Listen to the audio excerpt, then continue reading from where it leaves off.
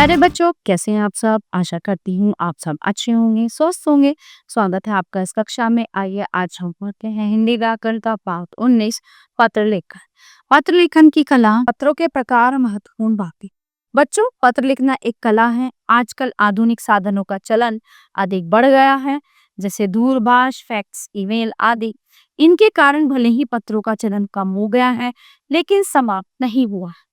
पत्र इतने सुगठित शब्दों में लिखने चाहिए कि कम से कम शब्दों में अधिक से अधिक विचारों को हम दूसरों तक पहुंचा सकें। पत्र लिखते समय ध्यान देने योग्य कुछ बातें हैं। पत्र की भाषा सरल होनी चाहिए। कम से कम शब्दों में अपनी बात कहनी चाहिए। संबोधन में अभिवादन पर विशेष ध्यान देना चाहिए। विषय को स्पष्ट करना चाहिए।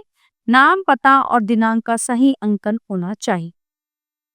अब आते हैं यहाँ पे पत्र के प्रकार। ठीक है, पत्र दो प्रकार के होते हैं, औपचारिक पत्र और अनौपचारिक पत्र। औपचारिक पत्र किसी विभाग को लिखे जाते हैं, जैसे स्कूल, जल विभाग, बिजली विभाग, स्वास्थ्य विभाग में अन्य, यानी कि ऑफिस या कार्यालय की में, है ना। तो उसके बाद है अनौपचारिक पत्र। अनौपचारिक पत्र प्राय अपने रिश्तेदारों, परिवार के लोगों, माता पिता तथा मित्रों को लिखे जाते हैं। ठीक है, तो इनमें हम देखिए कुछ उदाहरण है, यहाँ पे मैं आपको पढ़ के सुनाती हूँ। अवकाश के लिए प्रधानाचार्य को प्राथमिकी। सेवा में प्रधानाचार्य जी, केंद्रीय विद्यालय, नई दिल्ली, 12 सितंबर 2025। विषय अवकाश के लिए प्रार्थना पत्र। महोदय, सविनय निवेदन है कि आज मेरे पेट में बहुत दर्द है, साथ ही बुखार है, इसलिए आज विद्यालय में उपस्थित नहीं हो पाऊंगा। आते हैं आज दिनांक 12/9/2025 का अवकाश देने की कृपा करें। धन्यवाद सहित आपका आज्ञाकारी शिष्य अभय, कक्षा 4th A। ठीक है, इस तरह से ये हो गए हमारे औपचारिक पत्र।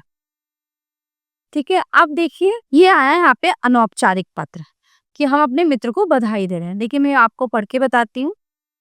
परीक्षा में उत्तीर्ण होने के लिए मित्र को बधाई पत्र। H 4/327, विजय एन्क्लेव, नई दिल्ली, दिनांक 12 मई 2025। प्रिय मित्र सुमित, सप्रेम नमस्ते। मुझे जानकर बहुत खुशी हुई कि इस वार्षिक परीक्षा में तुमने अपनी कक्षा में प्रथम स्थान प्राप्त किया है। इस सफलता के लिए मेरी ओर से तुम्हें हार्दिक बधाई। ईश्वर से मेरी यही प्रार्थना है कि आने वाले समय में भी तुम्हें हर क्षेत्र में इसी प्रकार सफलता प्राप्त। चाचा जी और चाची जी को मेरी ओर से प्रणाम कहना। तुम्हारा मित्र अंतः। ठीक है, तो प्यारे बच्चों, ये था पत्र लेखन, जो यहीं पे समाप्त होता है। आशा करती हूँ आपको अच्छे से समझ आया होगा। मिलते हैं अगली कक्षा में। धन्यवाद।